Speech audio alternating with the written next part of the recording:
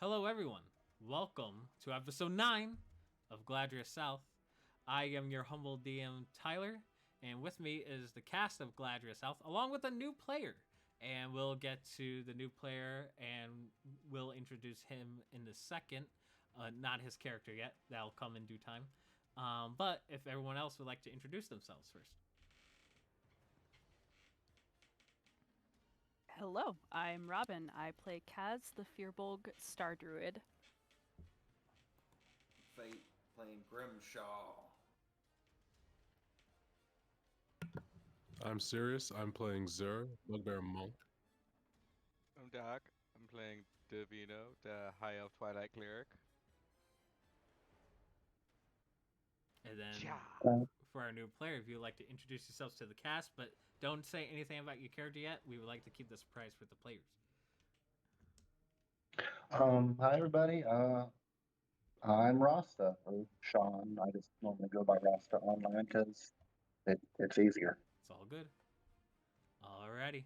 So let's recap what happened. So you guys entered the monk monastery in hopes to uncover some knowledge of trying to find the obelisk that has been the main target that you guys have been trying to find, and it seems to be basically the main goal of the cults is to do something with this obelisk. So you guys found not much info as far as like their exact location. However, you did find lore on some of the cultists, the knowledge of the cults, along with other things. Zur, you climbed yourself to the ranks of challenging monks, and eventually you earned the monk robes and were recognized as a legitimate monk in front of your fellow monk brethren and alongside your masters and your peers. Everyone else has their own experience. One experience is with Grimshaw. Him playing a guitar on top of the monk monastery attracted the attention of what seems like to be some sort of aspect of Jasper, the god of mischief and the arts, and gained inspiration from the experience. You got after Zerg completed this match, the battle between the masters took place to determine who would become the new grandmaster once the old one has passed. During the fight, you guys heard commotion and went out to see a bunch of monks engaging with cult knights from the cult of Ben Tyr, along being accompanied alongside a bunch of horde of zombies, along with a familiar wizard. The wizard named Sargas. You guys did combat, along which some of you guys took some damage with Kaz going down twice. But before you guys were able to manage to circle around Sargas, he once again dimension doors out of the area, thus resulting in the end of combat. And that is where we are here right now, where you guys, after taking a deep breather, the monks at this point will spread out, trying to go tend to the other sides of the wall, as there are 4 sides of this entire monk temple. As I'll delete this, and while you guys are taking a breather, you turn around and you see there is fire now created all of a sudden at the monk monastery, and the monk monastery, the main building, is slowly burning down. What do you guys do? Oh, well, shit. I can't do anything to stop fire magic-wise. I'm going to try and find a barrel or a bucket that I can fill with water and start dousing the fire. You could easily do so. Sick. I'm gonna do Are that. there any? Sorry. All right. What does everyone else do? You see that the fire is there any actually. other- By the way, I will say, I forgot to mention this. The fire, weirdly enough, is actually on the physical top of the monastery. So it seems like someone either burned it from the top or something else happened that caused the temple to be burnt on top. You see that there's no burning coming from the bottom of the temple. Are there any wounded? Uh, Besides Gotti. Right now, all the monastery doors are sealed closed right where you left it, right before you guys engaged with the zombies and the cultists. But are there any monks still on the ground, or is everybody good? Everyone's kind of running about. They're either trying to grab water from this nearby lake and just try to douse the flames, or they are engaging with cultists that are a bit farther and away. All right. You guys also hear loud bangs and ruckus coming from the monastery too. One sound and ruckuses that don't sound to be normal from like, you know, simple hand-to-hand combat. This is like some large creatures in there that you indicate. Zer's gonna run straight to the monastery. Alrighty. To the monastery. Yes. All right. You guys are gonna like this next part then. So you guys, you push them on the monastery doors, and they're heavy doors, but with your combined weight, you push through, and you see this craziness. As we'll wait for it to load. You guys see this craziness. You guys open the door. Sir, the first thing you see is your monster Elric and Master Eridan are both unconscious on the ground. Not only that, you also see what seems like to be a young gold dragon randomly engaging in this demonic looking wolf in front of it, which is about the same size. You look around and you see that there is clearly cult knights all engaging with monks, and there's a bunch of dead monks on the ground. What everyone else sees is that you also see this red-haired woman who is hovering 30 feet in the air, and you see that she's waving her hand as if she's ready to move what seems like to be a glyph from Elric's body. And you see that on her hands, she's wearing like black studded leather armor of high quality. That, and she's wearing what seems like to be shackles on her wrists that are broken off with some chain. And you see that one of the chains is like pointing in the direction of where this hellish creature is at, indicating that she's either she's controlling it in some way, shape, or form. Weirdly enough, you do not see the Grandmaster anywhere in sight, but even stranger, you see someone that you guys didn't recognize throughout your whole time in the monastery. And you see over in the corner over here, seems like to be this individual covered in heavy armor killing one of these cultists. And at this point, this figure turns around and looks towards you. Rasta, if you'd like to describe what your character looks like to the players and the audience. Looking at my character, you'll see a individual wearing chainmail armor, wielding a battle axe and a shield, and wearing a plague doctor mask.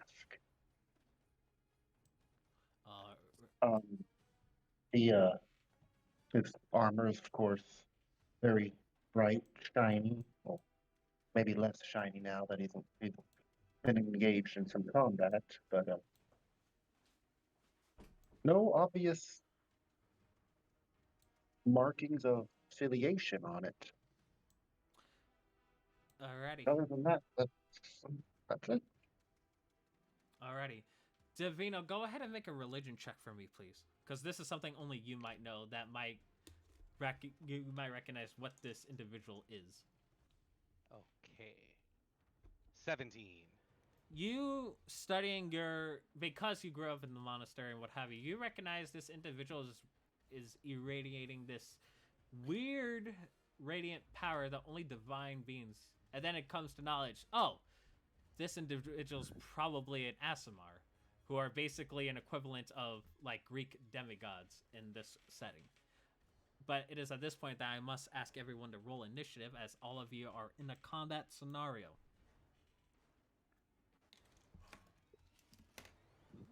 18. 12. 16. 19. Ooh, This'll never happen wow. again. You're I wasting wouldn't your have, rolls on the initiative. I wouldn't have brought Gotti into this, by the way. You wouldn't? He's almost dead. Okay, he's gonna help outside, try to douse the flames. Alright, and then what did you roll, Rasta, for your character? For initiative? I got a 0. A 0 initiative? Oh no. I rolled a natural 1 with a -1 initiative. Oh no. Oh my Someone god. has worse initiative than I do. Whoa. Oh no. Because I have 0. Alrighty. I just forgot to roll a stat of a particular character here, folks. Alrighty, so top of the round, Davino. You see this chaos happening around you. There's a random young gold dragon in the middle engaging with this hell beast. You see this red-haired woman that you saw during the first cult's hideout takeover, and she is hovering 30 feet in the air. You see that she's taken some wounds, and seems like she's controlling this hell beast, and you can see that she's trying to move some sort of glyph from Elric's body to another target. What do you do? So okay. I need to know if how injured are my compadres? I'm below half health. Slightly above half health. I'm also below half health. Okay, so I will start with a mass healing word. Up to 6 creatures of my choice that I can see. I will pick my 3 compadres with me, and since I can pick 3 more, what is the distance? You don't have to. Have you targeted yourself? I am full health. Oh, okay. Must be nice. The dodging classes allow to dodging damage in life lessons. All right. So Does it look like the ASMR is also injured? no, you get the feeling that he just entered the fray. Okay. And the 2 monks that were fighting each They're other unconscious. earlier? They're rolling death saves. Okay. So then, do I get a vibe check on the dragon if the dragon's good? You. What's your history modifier? My history modifier? Yes. +6. +6. You know that ancient gold dragons. You know that gold dragons are the good dragons. Okay, so I'm gonna be like, excuse me. And I just go, you've got this, I believe in you. And when I finish saying you, the mass healing word goes off. Alrighty. So both of the monks, the dragon, and my 3 friends will all get healed for, I'm just gonna click it here, because I can't find my D4. 6 hit points. Alrighty. Oh yeah. You cast So your mass. everyone gets healing word. You cast your mass healing word, and as you say this, you bring Elric and Eridan back to full health. You see that they have been taking quite a beating, and they both slowly rise up behind this gold dragon, which they're kind of like questioning. They look at each other like when the rivalries stare down, but they both nod their heads and get into a fighting stance against these cultists. Yeah, good job. Don't fight each other. Also, I may have healed the dragon. Don't know if that was bad, but hopefully not. Try not to hey. die. Okay, thanks. Anything else you'd like to do? And since that was a bonus action, I'm going to Toll of the Dead. Oh yeah, I forgot that was a bonus action. Yeah. The woman flying, and I'm just and it's just if she doesn't make it, she has to do a Wisdom 16 saving throw. Okay, Wisdom 16, huh? That's all I have to do? Yeah, I know. It's not super high. Hold on a sec. Wisdom save, she will fail it, surprisingly enough. So she just has like a giant megaphone go over her head that says only you can prevent temple fires. Is the target missing health? Yes, roll. She is missing some health, I will say that. There's some scorch marks on her. What? Why did it do that? That's wrong.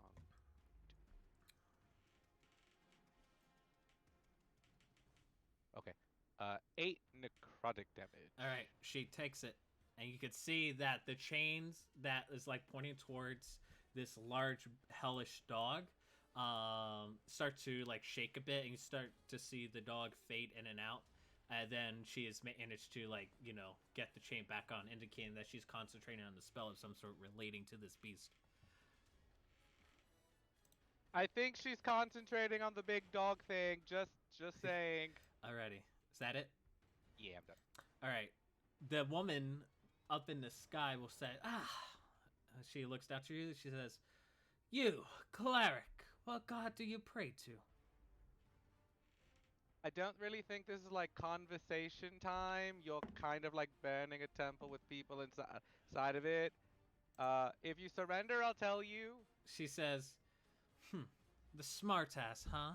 Don't worry, you'll see your god soon enough." And as she finishes waving her hand, all of a sudden, some hellish symbol is placed upon you as she moves her hex spell on you.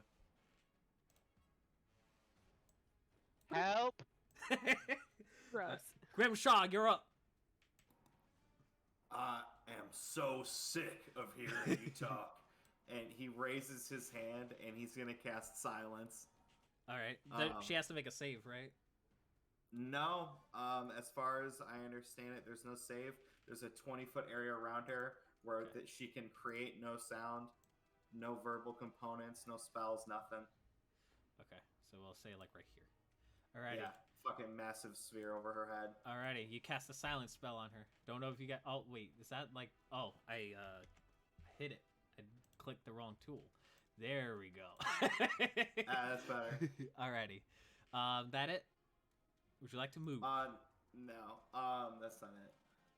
So, with that, does that?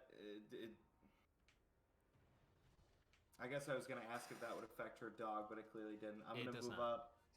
1, 2, 3, 4, 5, 6, and I'm gonna give Bardic Inspiration to Zer. Nice. So you've got a D6, and I'm also gonna give you a vote of inspiration. When you go to attack, sorry, 1 second.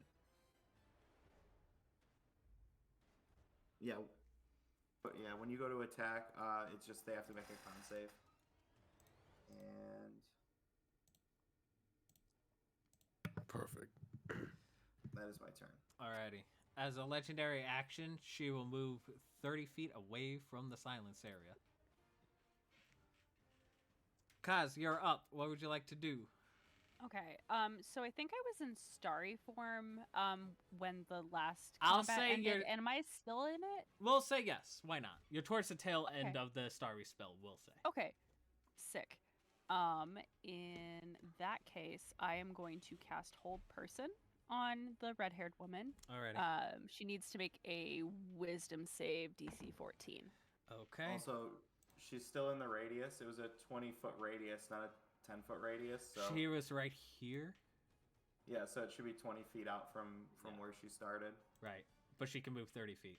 So, Okay, well, sorry, Well. my friend. Pee pee poo poo. Alright.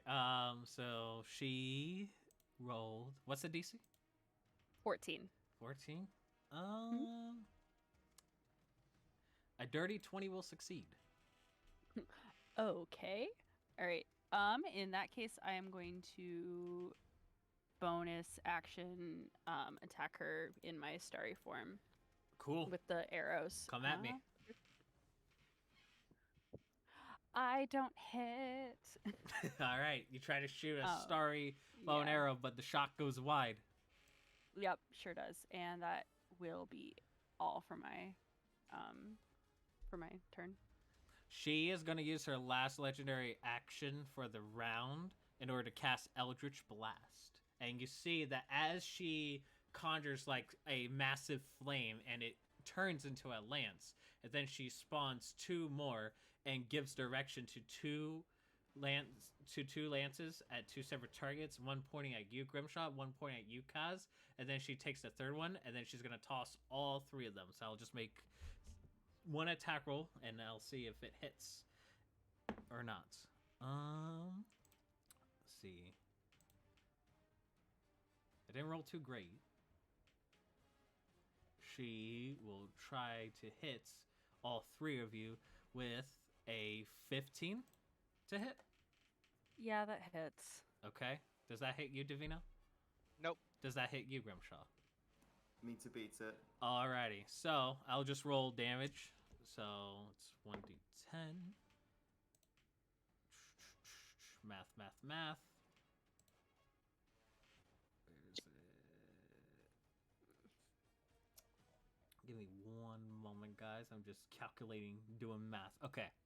So, Grimshaw, you take 4 points of force damage, and you take 8 points of force damage, Kaz. And as she does this, she tosses this lance at all three of you. Divino, you're able to dodge and deflect it.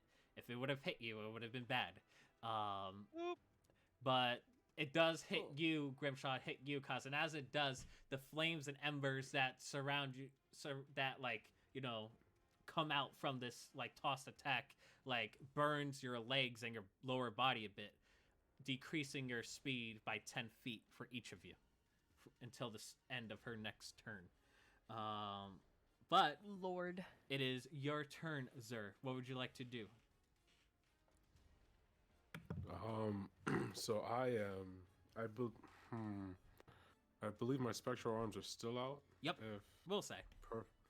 So I'm going to move 35 feet. 1 second. There we go. 35 feet right behind the dragon. Yep. And I'm going to use my spectral arms to start boxing the dog. All right, make your attack roll against the dog. Come at him, bro. 23 to hit without using any bardic. That. You said 23? Yes. That hits. Oh, almost had me worried. 9 points of force damage. Okay. He takes it. Second attack. No, 10. I don't think any bardic will help with that. No, I got inspiration. I'm gonna use that. Alrighty. Use your inspiration trying to hit. As a d6 of bardic, because I got 21 on that roll. Yeah, 21 on the roll to hit. Yes. That hits. I'm gonna roll my... Oh, perfect. Roll your damage. Don't need my bardic. Another 9 points. Nice. You made a melee attack, right? Yep. Whoever he attacked has to make a DC 16 con save. Con save? Okay. Yep. Con save. I failed it. All right. They take thunder damage equal to the number rolled on the Bardic Inspiration die. What did you roll on the Bardic die? I didn't roll any bardic die yet. Let me roll it. That's a 6. Oh shit! All right, you deal significant damage. As you deal your punches, you see that there is lightning coming out of them and dealing significant damage to the creature. But you see that the creature's form is looking unstable. Okay, bonus action flurry of blows. Alrighty. That was almost... That's a nat 1 for a 9. Nope. Second attack is 18. I'm going to use my inspiration for this one. Okay. Oh, 19. I'm pretty sure does not hit. The 19 does hit. Dope. For another 9 points of damage. Alrighty. The form of this creature is slowly losing its form. I guess you could say the form is looking explosive a bit. Anything else anything you'd like to do, sir? Nope, that's my turn. Alright, the enemies get to go now. So, this woman gets all of her legendary actions back. She will float over here. She is still 30 feet in the air. And what she shall do is that she's gonna make your lives a little bit more difficult. She didn't do that already? How much did you... I forgot. How much did you heal us with that mass healing word? I forgot It was about 6. That. 6. 6, yeah. I need to get my measurement tool out. 1 second. Well, nope. That is the fog tool. I need my measuring tool. Here we go. Alright. Let me check the spell real quick.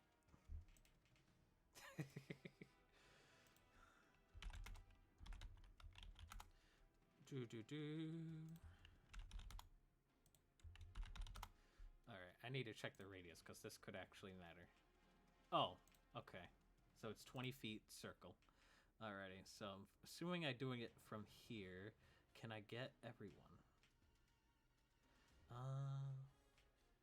Okay, I can get Elric. Alrighty. She will hurl her hand and she will fireball all of you. And because of her warlock level, it is treated as if it was a level 5. So she'll be rolling 10d6. I need everyone to make dexterity saving throws.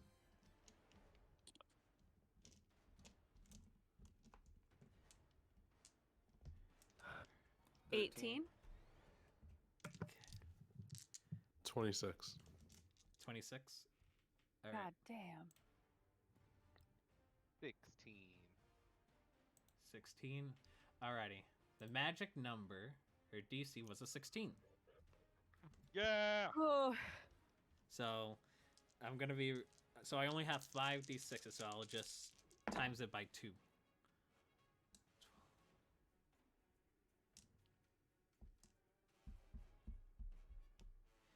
She will deal 46 points total of fire damage, half if you succeed. Grimshaw's down.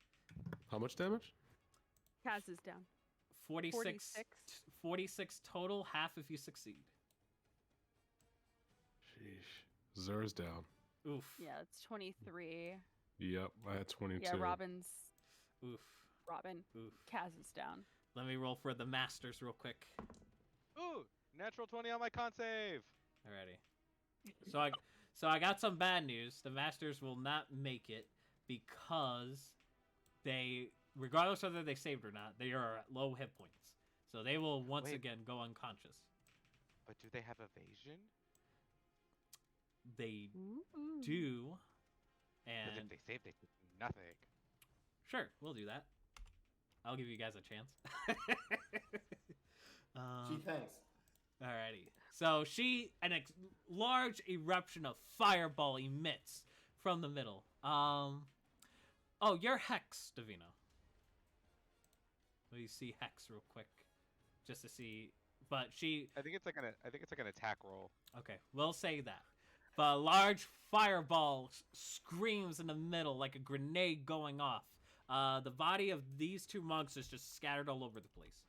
While everyone else, after the aftermath, Davino, you pull up your shield just in the nick of time. And as you look around, almost all of your allies are down. But you see that Ow. And she says to all the knights, enough of this tomfoolery. Find the damn scroll and let's get out of here. Then I'll make some moves in the dark. And you see that her other hand, she's kind of like moving around as if she's giving directions. But you realize, Davino, that it's not directions towards them. It's for something else. Your passive perception is a 22, so you get the feeling that something else is in here that you do not know. You just don't know where it is based on the chaos of this. 23. Well, you still get the same results. Let me roll between the NPCs and the enemies to see which one of them gains the upper hand or not. Alrighty, the monks are fighting back. They got them on the ropes. Alrighty, Rasta, your character is up. You see a large screaming fireball and you hear this woman up in the air say this. And you see that the monks can take well on their own against these darkened paladins. What would you like to do?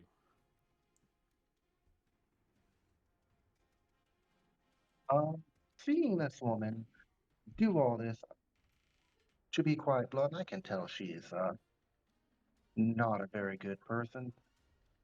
And knowing this and seeing what she's done to these lovely people who have taken me in, at least temporarily, to help me out, I feel the need to gain some vengeance for them. And that kind of makes me angry, and in a moment, my celestial radiance bursts, and my wings burst from my back. Davino, As you see this Asmar that you now recognize with the celestial wings pop out, confirming that he is an actual, like, godborn, it seems. I was right. You may proceed, Rasta. Which I will fly up 15 feet in the air and dash, or fly forward 15 feet and then dash another 30. Alrighty. So you can go ahead and move your tokens, kind sir. 45 would be right. Yep, you could get up to her with your I'm speed. I'm just still 15 feet below her. Yep. So I'll just write in your text that you're 15 feet in the air. Alrighty.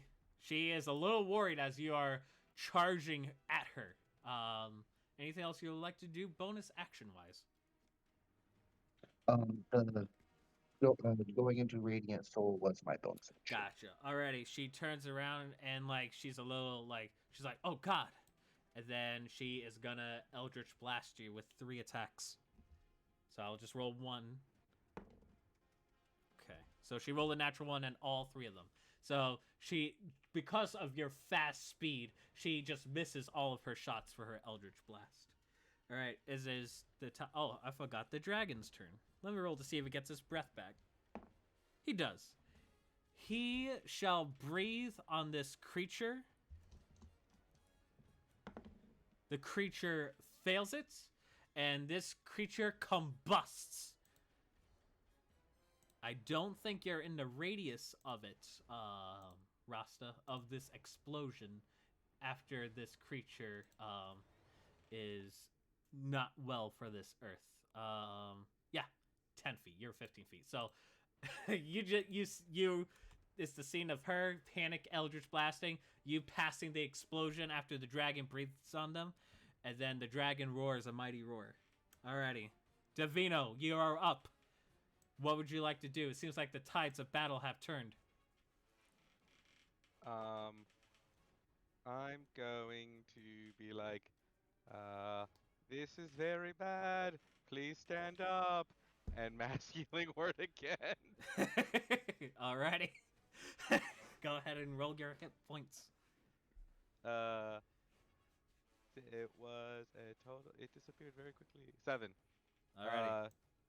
To all the people that got it before. Alrighty. All of you guys have awakened, weakened, bruised, shard, but alive thanks to the help of Divino. And that was a bonus action. Yep.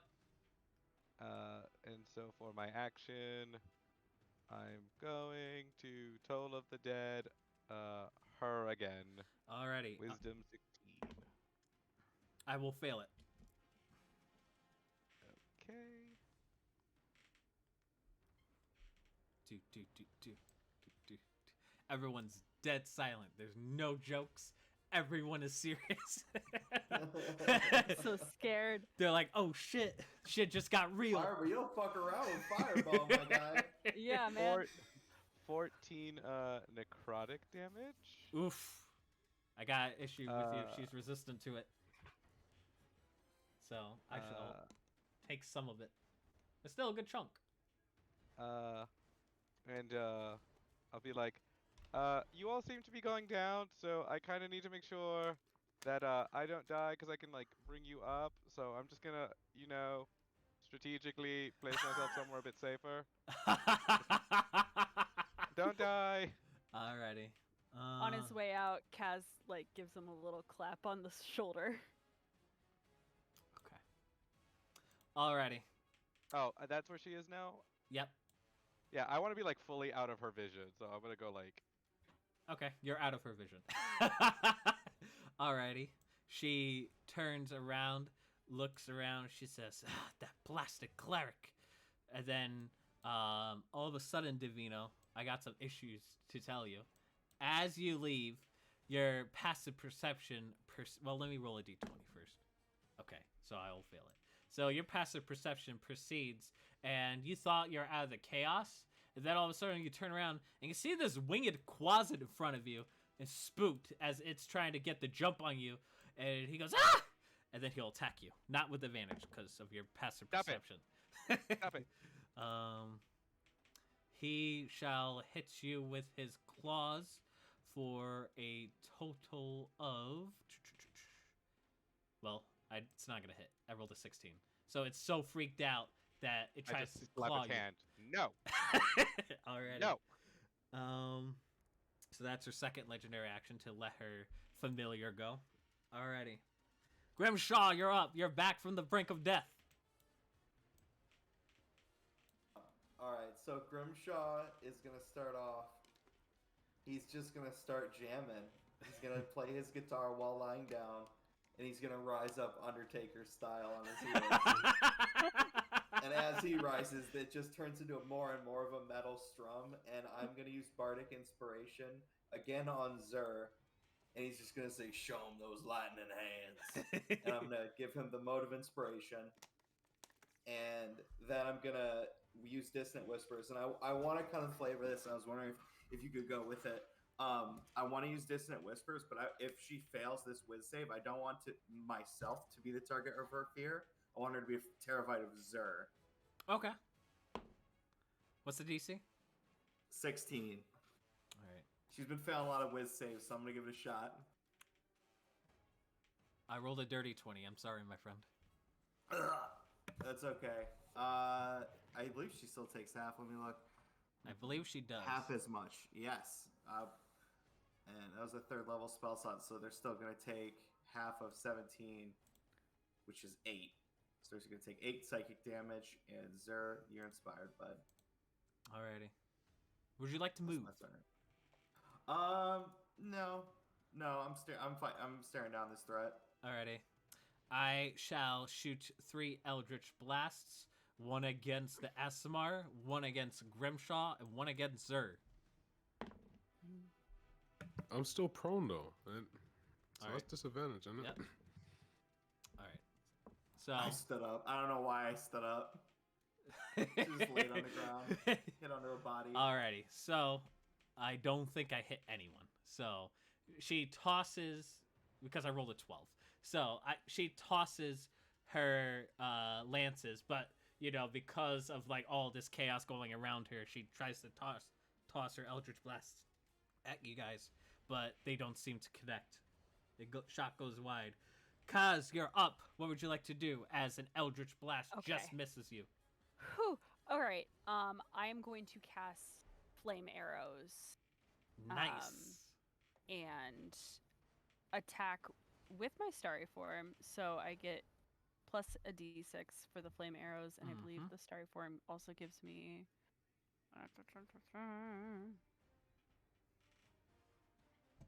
Where are you? Also gives me 1d8, I believe. Yes. Okay. So I'm going to attack with that.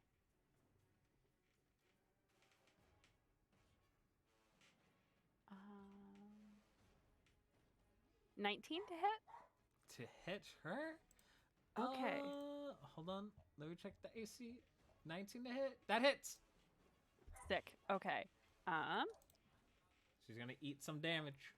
It's not gonna be nice.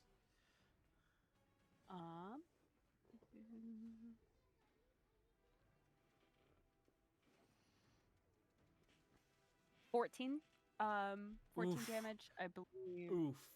Some of that's radiant. Yep. Some of that's fire damage. She takes it. She's not looking happy. Yeah. And then I'm going to move.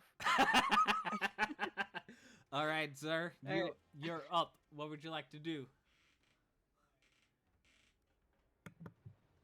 Let's see how far she is once. Nice. So she's 15 feet away. Okay. And she's 30 feet up too. Just want to let you know about that. I'm gonna use half my movement to get up. Yep. I'm gonna use the other half to get. 1 second to get right here. Mm-hmm. I want a bonus action step of the wind to jump up, and I want to use my action to grapple her. Alrighty. Athletics contest. Let's do it.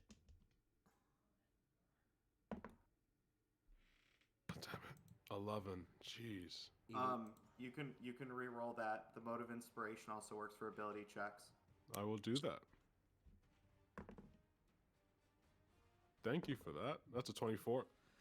I shall fail it. You grapple her, and she is pulled down to the ground. Can I power drive her? Sure. Go ahead and roll 3d10 for me.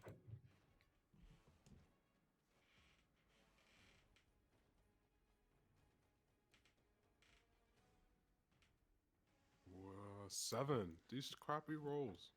You pile drive her from the air down to the ground.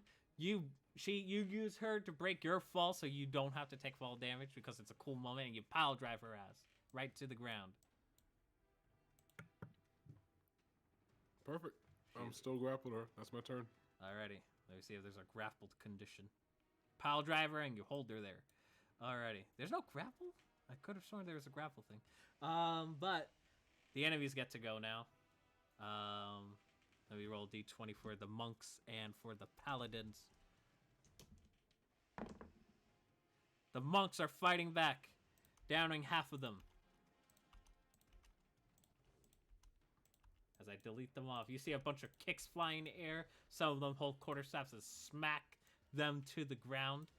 At this point, your masters will join you and will beat the shit out of her. They get with advantage. And it's just a monk beat down to this woman. They'll deal some damage to her. But then she tries to, surprisingly, there's no grappled thing on here.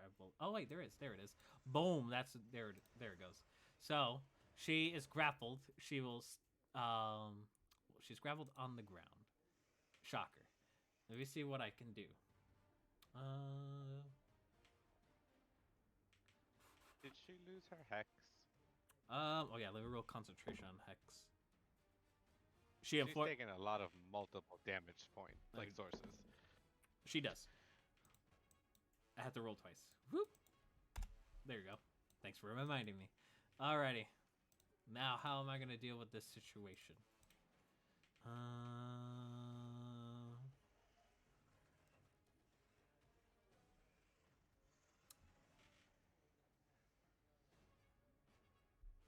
I'm just looking at her sheet, see what I want to do. Alrighty.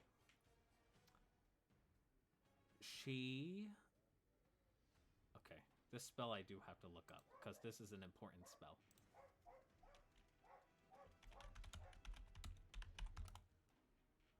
Could she do somatic while grapple? She can.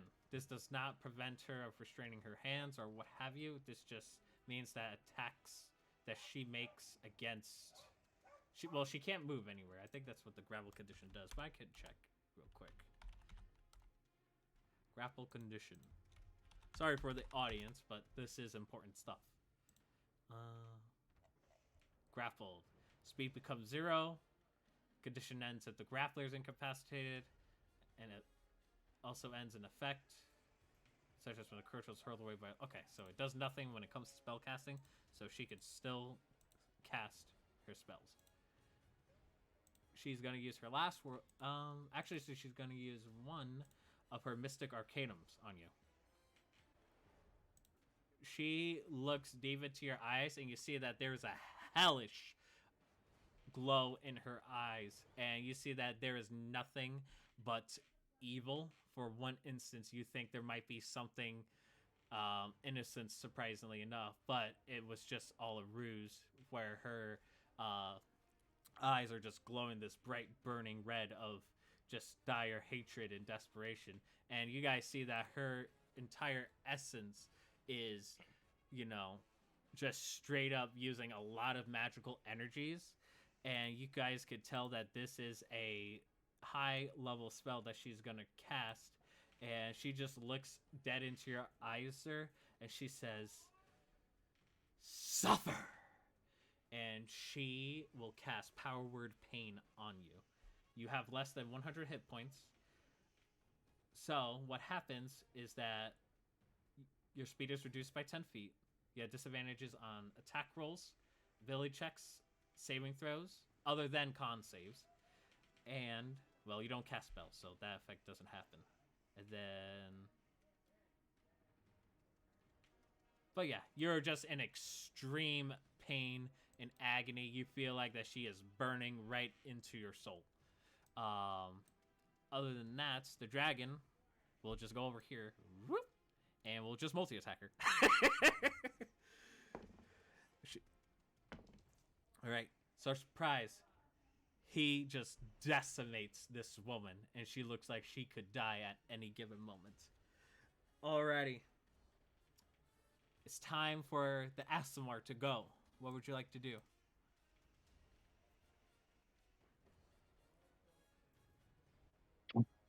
Okay. So, seeing her hit the ground, he'll actually fly over the tops of her to land on the other side Mm-hmm.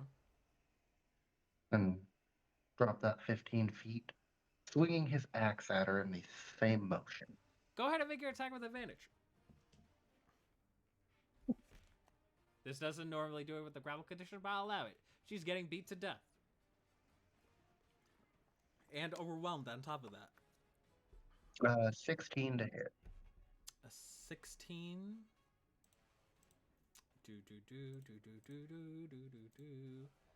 A 16 shall unfortunately not hit. But I think you get 2 attacks as a paladin, no? Yep, we'll absolutely make that second attack. Alrighty. See if the second attack goes well. That one will miss that with a 15. Unfortunately not. There's just so much commotion around the area while you try to do your 2-axe drive-by swing. She is just getting so overwhelmed that everyone is just in her face is just taking up so much space that you can't find a good clean hack at her. And actually, let me double check. All right.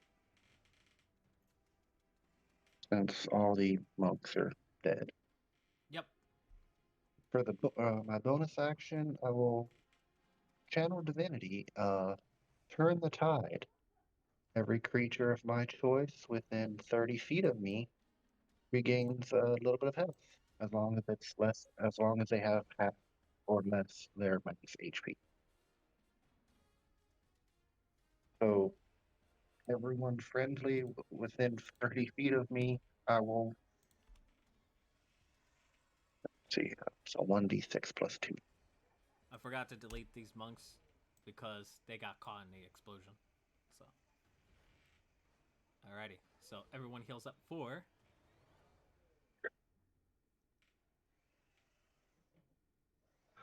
It's not a lot, but it's still 4 HP. Hey, every little bit helps, my man. Oh, I thought you were about to say a number. Like, I thought there was like a pause, like for. I was waiting. Like, for how much? Alrighty. And that's all I got. Movement, action, bonus action. Alrighty. Okay. It is top of the round. The woman, she yells. I'm trying to think of dialogue on the spot here. I told you to surrender. You chose this fate. At this point, she what's your passive perception, sir? 12. Alrighty. You're in front of her, so you can definitely hear what she says. She says, "My lord, please, I shall give you more of my soul. Just let me live on this day. Please let me live." And she's gonna spend 3 legendary actions to do some demonic shit. She glows this bright red color. But that is all that she is gonna do with that Divino. What would you like to do? You see this closet with wings, and you could tell that he turns around and there's like a concerned look on his face. I look at Kaz, I go, do I like try to hurt her? Do I like... Well, try and go past her. If she tries to hurt you, you hurt her. Well, I don't really don't want to go in the room, so I was gonna do like long distance things. Hey, do you want to hurt him? Be honest. Who are you saying this to? To the little winged creature. I do what next my to- mistress commands me, you fools. I shall Okay. eat your guts and your liver and soak Okay, so I myself feel in like I should- blood. I feel like Yeah, I should just probably. attack his mistress and Yeah. like just ignore him. Yeah, Okay, cool. probably. She's still standing up, right? You cannot see her because she is surrounded, my G. But she's I surrounded mean- by a dragon. She's surrounded by 3 highly skilled monks. There's some Asimar in the air taking axe swing drive-bys at her. Okay, then I will bonus action spiritual weapon. Okay. It's a 60-foot range, and I'm going to summon a giant ruler. What? Like in school when you're misbehaving. How they In I'm gonna summon Catholic a giant school? What the fuck? because she's looking for a scroll. I go, I feel like this will be like emotionally traumatic and make her remember when she was a child. And that's to hit. It's going to be a 17. Nope, does not hit. Okay. So at least it's like a really threatening ruler. And then I will Toll of the Dead her. No, Sacred Flame her because she's resistant. All right. So Dex 16. 16 dex. Yeah. I'm not good at that. I fail, sir. Yeah.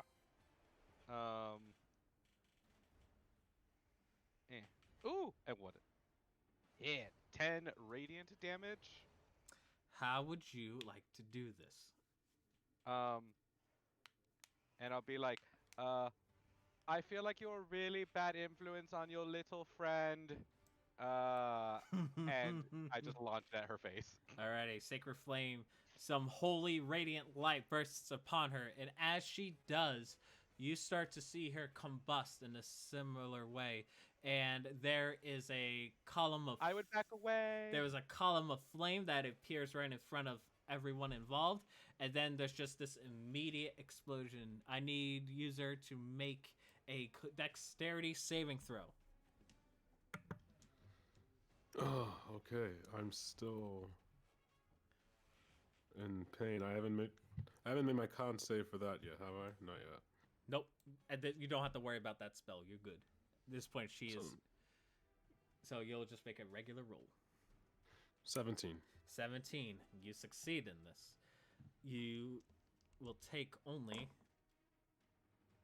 6 points of fire damage. And your masters succeed, and they will evade to take none. And the dragon succeeds, and he's resistant. So he'll only take a quarter of that. So this large explosion happens. And as it does, as the dust settles, you see that these knights are just collapsed to the ground and in flames. The only thing left is charred, rusted metal. And other than that, there is no evidential trait of this woman ever. There's no trait of her like around the area. There is absolutely nothing that you see. And then you see this winged quasi just burst into a little flame and fizzle away, Davina. Thus resulting the end in combat. I'm gonna sprint outside and check on Gotti. Gotti, he is looking... He's still kind of roughed up, but he's trying his best, putting away the fires and what have you. I instantly heal him to full health.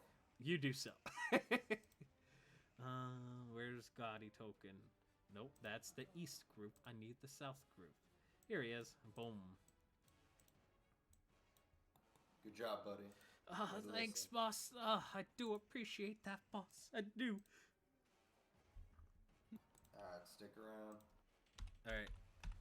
Alright, I will stop the music at this point. Just give me 1 second, guys. I'm changing the tone here a bit. Now, is anyone like really hurt, like that I need to like heal them? Let's I'm like, say if Yeah, I got like 5 hit points let's left. let's say if my health was say max 28, I have 7. There we go. so I will let you guys arm wrestle for who gets my last spell. All right. Chaos can have it. That's fine. No, it's okay. We can probably take a little breather after Alrighty. this. I heal Kaz for Much appreciated, Fate. All right. Fine. 10 healing. Alrighty. At this point, Wow, thanks. At this point, the dragon, looking around, you see that this dragon looks quite exhausted, very much so, and it just collapses to the ground. And as it does, his golden form shines a bright, radiant light, and his form actually begins to shrink a bit down to that of a human size. And when after the glow has receded, you see the Grandmaster of what this young dragon was laying down on the ground, dramatically more sicker than he was when you met him. And then both Eridan and Elric go up to him immediately.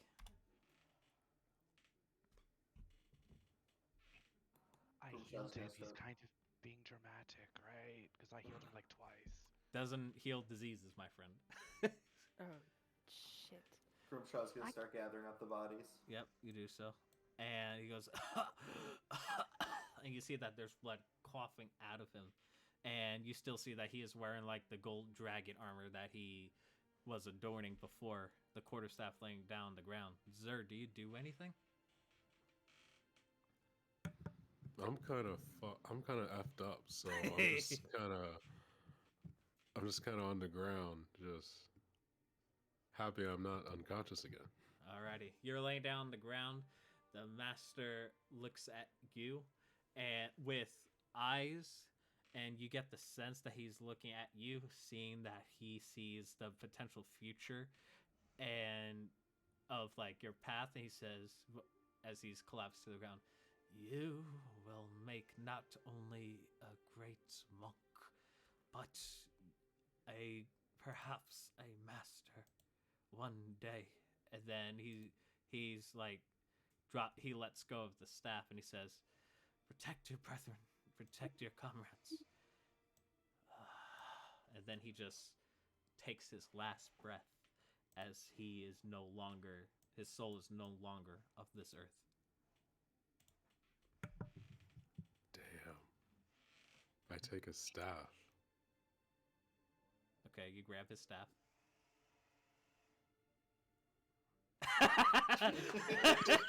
I'm just kind of stunned for a second. I just, honestly, out over the table, I just want to walk out and see what happens. Well, Without saying a word, just turn around, just walk out with the staff. You pick up the staff, and as you do, both of your master Elric and Eridan look towards you, and they both say, I'm trying to think of dialogue here. Because I'm pretty sure it's like finders, keepers, losers, reapers. So like he's in charge now. Loses dead? Both of these guys look at each other. You get the sense, Zer, that there's little words. There's no words to be said, but you could tell just the way they look at each other, kind of like acting in a way where they get a sense of like, should we trust him with this? Elric just gives him a nod, and then Eridan gets a nod. He says, "These people, these cultists, they are becoming a disease similar to how our Grand Master was afflicted with. They are a disease on this earth." And then he kind of like gestures to himself. He says, "You may borrow the Grand Master's staff in this quest to be rid of these cultists. I expect you to hold as much responsibility for that staff as the Grand Master once had. You represent not only this monastery wherever you go with it, but you also inflict the Grand Master's justice onto the enemies. Treat it well, as my master has for hundreds of years. And you are given the quarterstaff of the master. It's a custom item. I will tell you the stats of it during break, because I need to customize it. But is it like walking cane size for me? It's a 'Cause I'm plus. really messed up. Well, it's the size of a quarterstaff, but if you want to like do it, then that's fine. It's a +3 quarterstaff, and it has additional effects too, which I'm down for this. Which I'll create during the break. But you see Grimshaw, dragging all the other bodies. Rasta, what does your character do? You see this sorrowful scene. You also see what seems like to be the remaining fighting individuals of the group as your celestial wings are slowly starting to fade away as you are slowly approaching the ground. I will actually walk up to the Grandmaster's body and kneel before it. Yep. So we'll say flavor this still here. All right, you do so. And just kneel, lay a hand on him, say, "I am sorry, Monsieur. I wished to be able to help you. I could sense something was wrong, but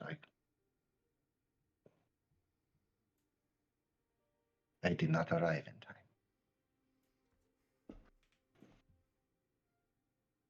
And look up to everyone else. Go. Please excuse my intrusion. I have not been here very long. You appear injured. May I be of assistance? I have some healing capabilities.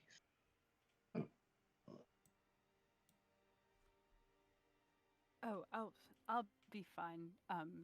That's okay. And we haven't been here that long either. You seem out of place. Did he fly? Yeah. I'm like he flew. Looking around at everyone. He spawned celestial wings in the fight. Okay. Pardon my language if you're someone who cares about this, but what the hell was that? Cass has never seen an Aasimar before and has never really heard about them. She's quite confused.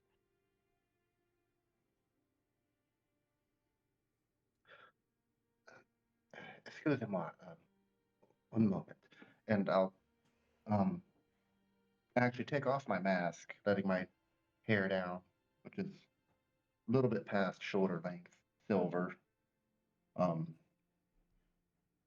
My iridescent colored eyes shining mildly. I am not of this land.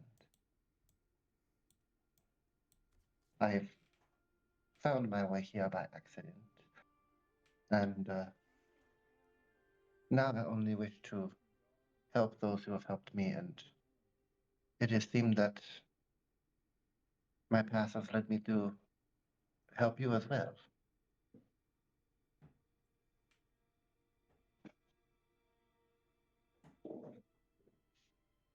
Well, oh wait, anyway. we're just talking about the flag. Yeah, but as you see the man behind the mask, you see he has definitely got qualities of some divine blood in his veins just by looking at his appearance. Extremely beautiful, and definitely get a sense of some celestial vibes based on your class as a star druid, Kaz. Okay. You and me both. Well, what's your name? And then I assume we should try to find the scroll that they were looking for, right?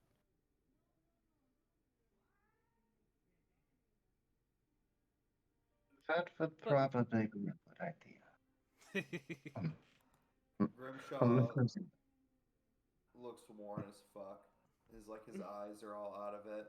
He's like all kind of shaky. His hands are all covered in blood from moving bodies, and he just sits down and leans up against the post. Just gonna take a little short rest before he does anything. Alrighty. So, go ahead.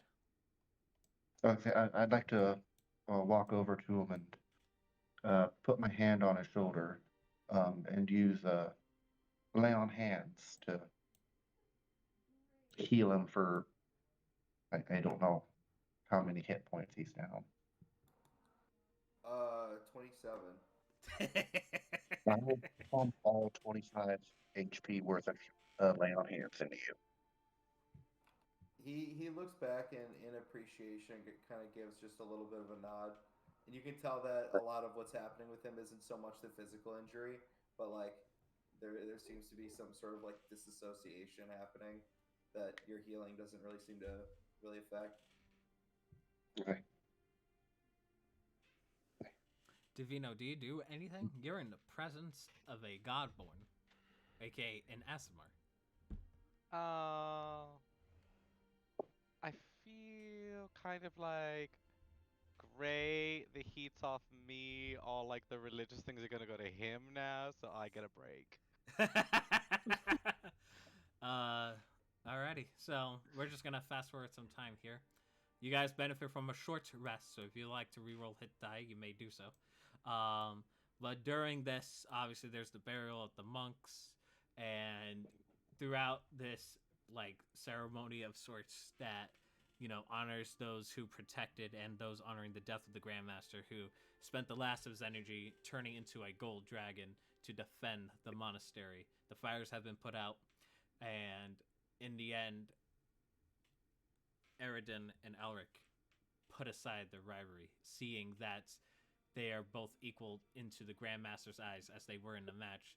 They will both agree to basically be co-Grand Masters for this monastery. Makes sense. Yeah. Finally. Afterwards, you guys rest up, you guys eat some food, what have you. And at this point, we are going to fast forward a few hours.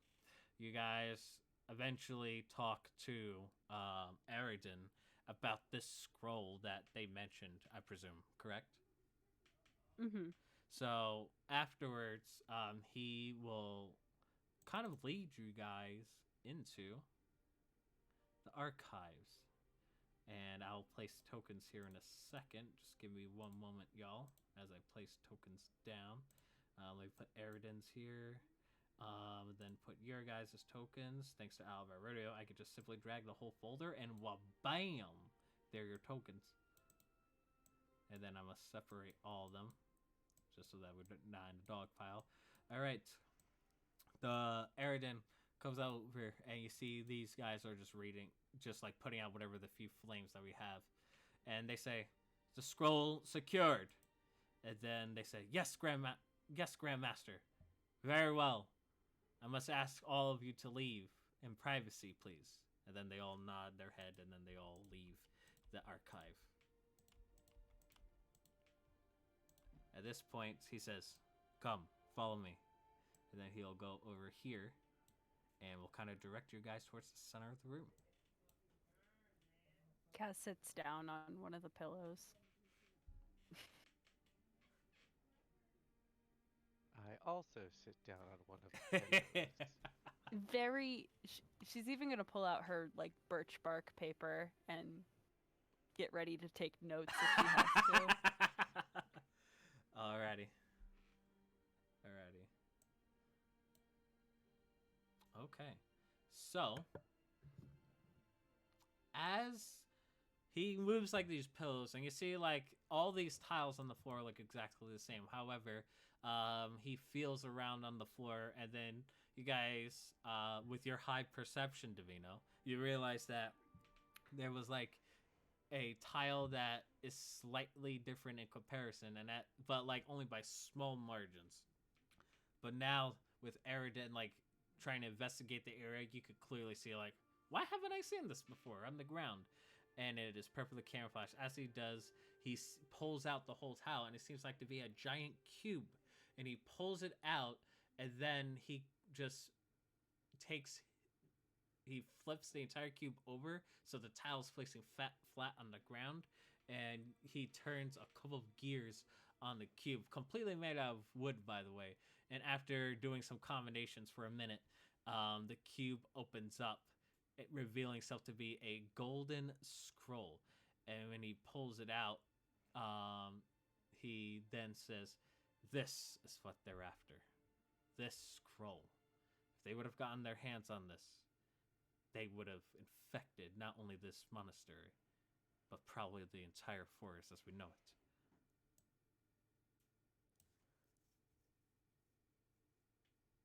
Well, what does it do, if you don't mind me asking? He kind of like chuckles, he smiles a bit, but then you see like a sense of sorrowness come over him. He says, "I think it's best wise for me to tell you a story of how this scroll was procured."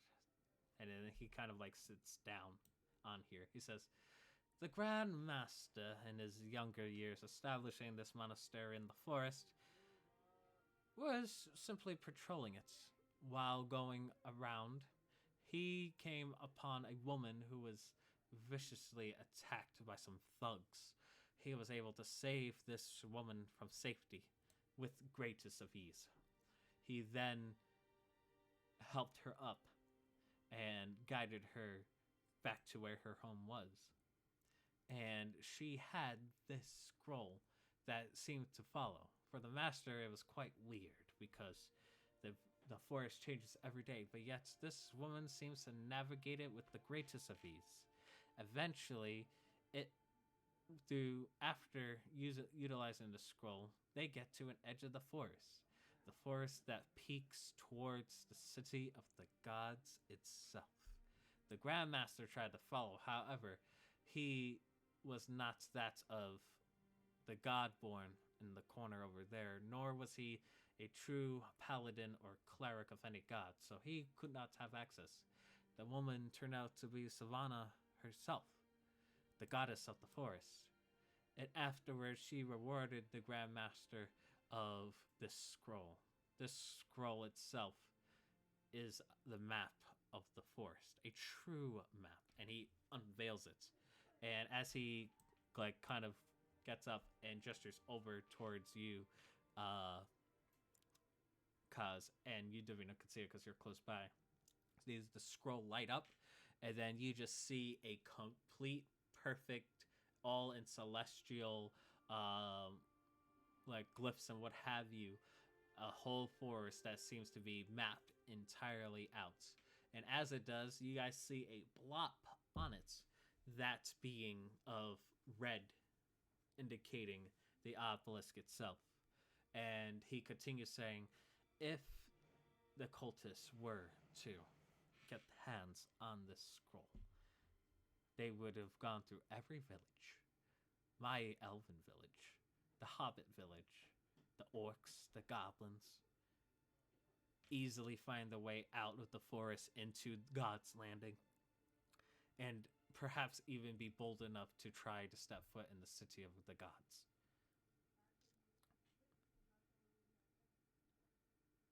He kind of pauses for a minute. He then re-scrolls the scroll, and then he hands it to you, Akashi. He says, "Guard this with your life, for if the opposition holds of it, they hold great power. But my fellow monks are injured, inexperienced, or are just in the same condition as you all were. I think another attack on this would not secure the safety of this artifact."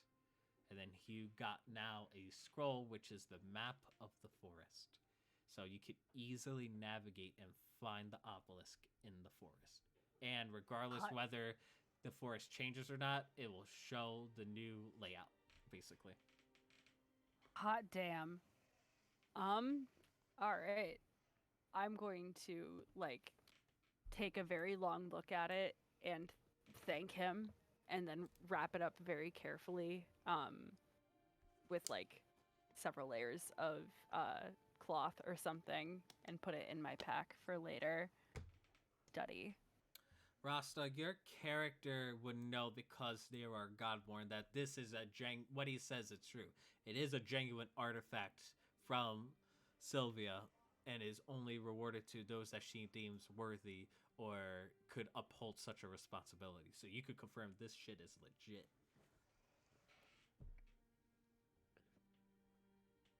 But you put away the scroll, you hide it, you cover it. He says, very good. You all deserve to rest here. But now that you know where to find the obelisk, now you know where to find it. And hopefully bring end to this cultist activity in the forest. If you'll excuse me, I must grief and mourn with my fellow monks. He stands up and he says, he kind of gives like a nod of acknowledgement, and he says, guide it with your life and ensure that the safety of this island does not fall into the hands of evil. And then he will walk out of the archives.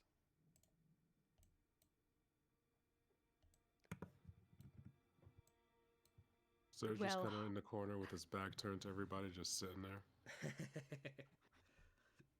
I gather more pillows to make a bigger like place. You do so. Well, hot damn. Shit. Kaz just keeps saying random swears under her breath, and she pulls out the map again and is like very intensely studying it. Yep, you are studying it.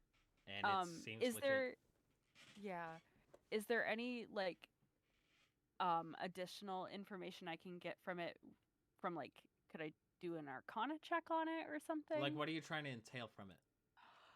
I guess I guess I'd have to do this after some time studying it, but I do wonder whether the changes in the forest are not random but like on a loop.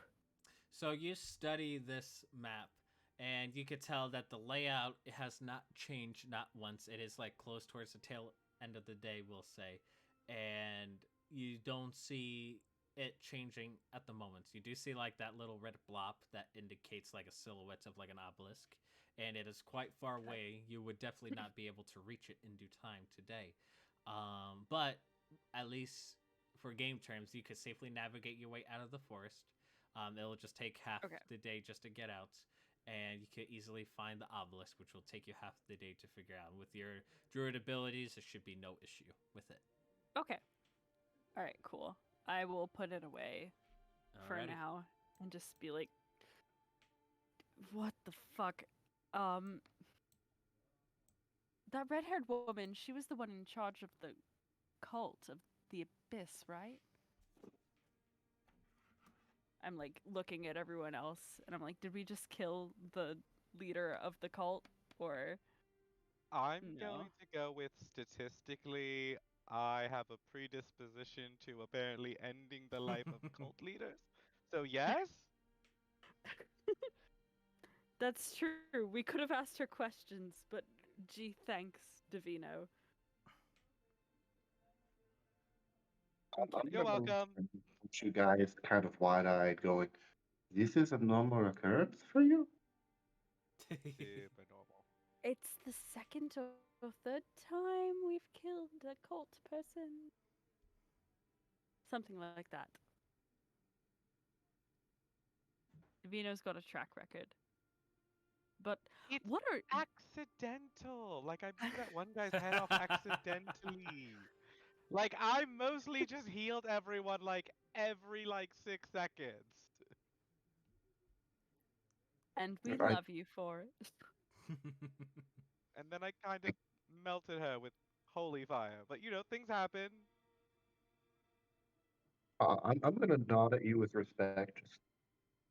That is most impressive. I can relate to that. Oh, Really quick, I found out I can do something, and there was like that invisible little imp thing around. So do we want like a more secure space to like converse? I can make a safe space. Here. Gather around. Get over here, Zer. And I'm gonna spark up a joint to lure him in. Sir's just kind of in his grief and his somberness after the Grandmaster's dying, so he's not responding. He's gonna walk over and check on him. Hey. What with you guys? So I'm going to start casting Tiny Hut while he goes to check on Zer. Sure. We had the same idea. Tiny Hut's a great spell. Well, I have it always prepared, and I don't need a spell slot because I can ritually cast it. Oh. Wow. All right. So, So you, Grimshaw, you go up to what seems like to be. You go up to Zer, holding the Grandmaster's staff, and you can tell he has heavy grief and on him as you approach him.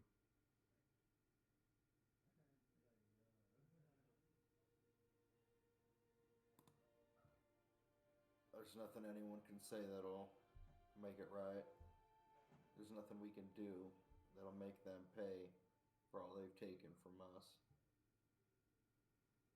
Take your time. Be here when you need us. You're gonna kind of put a hand on his shoulder and then just kind of leave him to grief. Alright. You guys, so everyone gets into the huts. I do not have a map prep for it, so perhaps I shall make it upon request if that's cool with you. But we'll say you guys go into the hut. What does the hut look like to you, Davino, as you finish casting it? So like the inside is like this like very flattering, warm bluish purple light, not like that obnoxious fluorescent one that makes people look sick. And like the pillows kind of glow a little bit, and for flavor they kind of warm up a little bit, so everyone's tushies are nice and warm. So everyone's like super comfortable. To add to one more layer of paranoia, Grimshaw is going to cast non-detection on the hut. Sure. And create a barrier so we can't be divined or scried through in any way. Sure. And he's just going to collapse. Alrighty. Alright. Anything else you guys would like to do before we move to the next day?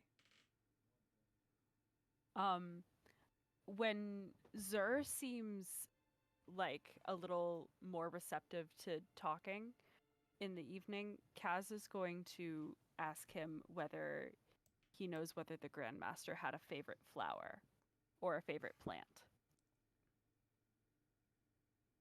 Alright. And if Zer doesn't know that, she's going to leave the hut and ask one of the monks that lived here that same question. Okay. Sir has no idea because this is his first time at the temple, oddly Yeah, enough. I thought so. I'll bet 5 gold it's a cherry tree. They're everywhere. Yeah, probably. So my question for everyone is, are people still injured? Just like a Not little enough to bit. cry over. Yeah, I'll So where- sleep it off. Just because like he mentioned paranoia and now I'm paranoid, because we had a short rest, I get my channel divinity back. I will cast Twilight Sanctuary and just make it a safe space. basically for every 6 seconds for a minute, I can grant temporary hit points, or if people are charmed or frightened, just to be like, Just like you create a safe space, literally.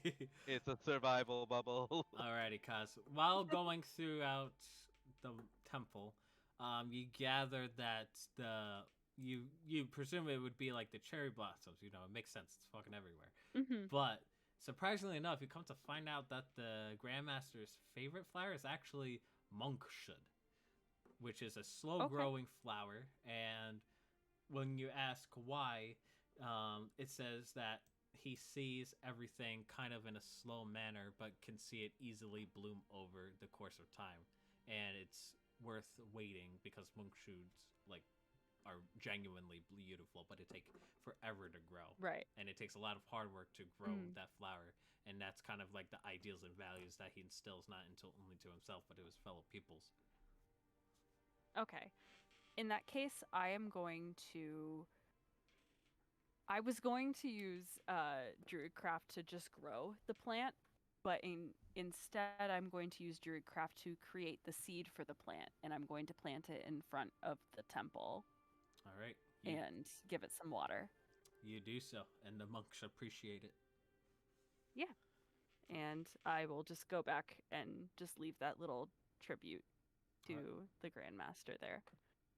Alrighty. So, we are going to, at this point, take a break. It's been an hour and a half. So, we'll take a quick break, and then we will be back. So, stay tuned.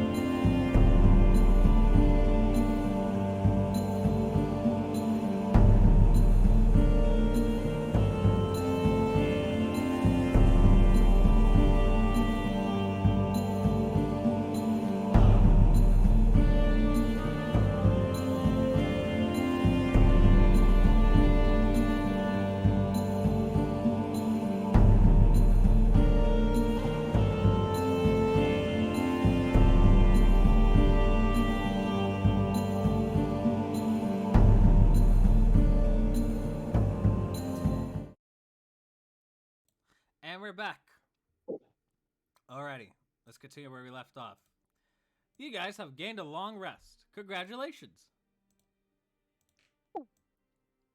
While everyone is being very comfortable in the tiny hut, and Davino now truly paranoid, after putting all this protection, you guys all benefit from a long rest. You guys get out of it magically through this tiny hut, and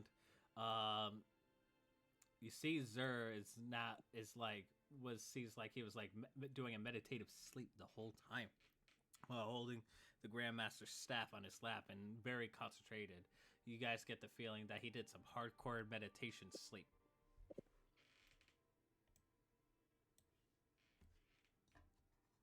But How you doing, bud? Ugh.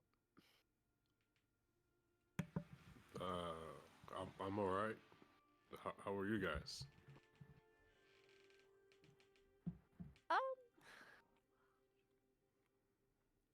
Thinking about buying a boat.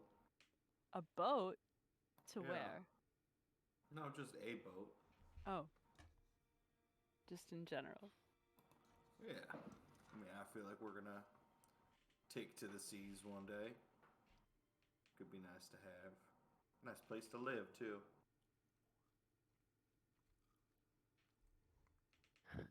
Well, I'm gonna pull out the map and look at it and be like, it looks completely well, different from the day before. yeah. It's all shifted around. You still see that red blob, but it's at a different part of the forest. But it looks completely different from yesterday. Is it closer or farther away than it was yesterday? About the same distance, but in a different direction. Okay. Well, we know where the obelisk is now. That's our priority, right?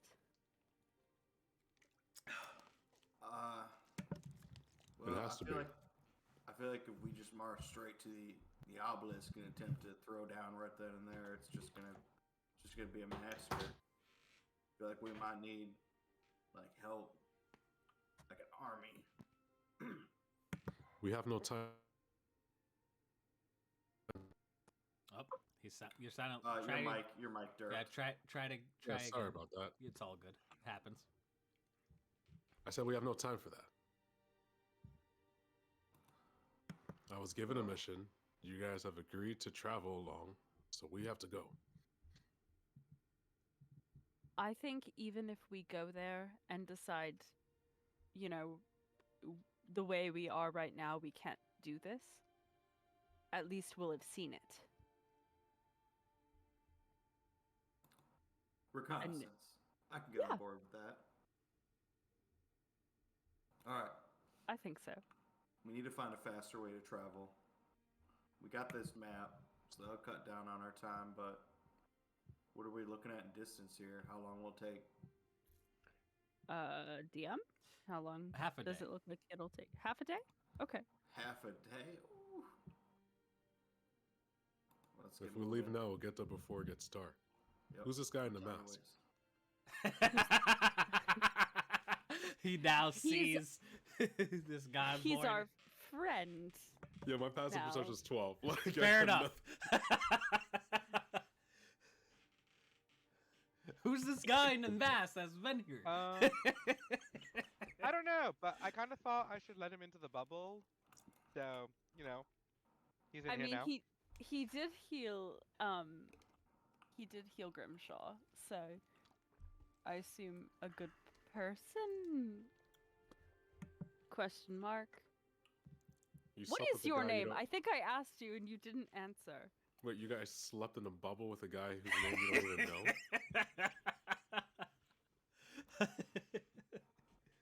In fair Live defense, fast, I'm die young, slept with him. bad girls do it well, or whatever the lyric is. Standing up, I'll take a small bow and go, my apologies for not introducing myself earlier. I'm known as the Doctor 049. How tall is 049? How tall are you? Let me double check that because I actually wrote that down. Because, like, Furbolg and Bearbug are quite tall. They're about high 6 foot, maybe 7 foot, around that range. Like, under Oh, the... Kaz I'm is so- 7'4". Oh. I'm 7'3". Oh no, excuse me, 7'8". Yeah, I'm 7'3". Yeah. Definitely shorter than the both of you. That's I'm more like 6'2". I'm God. also 6'2" on the dot. Tall party. Everyone Bugatti. Yeah, he's our little man. Short Um, king. yeah, He's tall in 049. spirit. 049 is 6'4". Hey, Nice. there you go.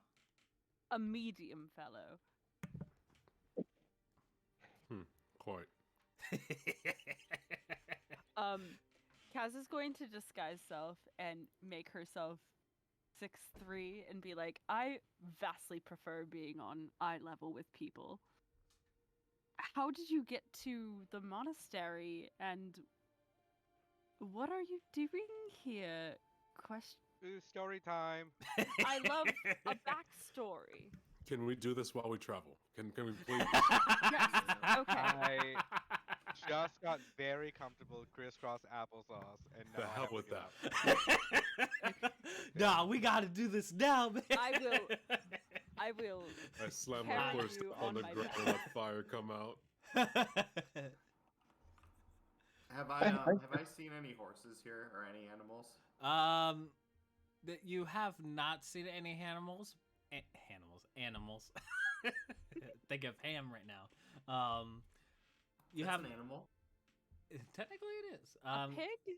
You have not encountered horses or something of the like in the forest other than the unicorn you first saw on your first adventure.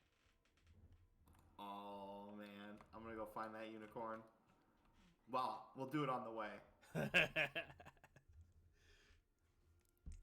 Alrighty.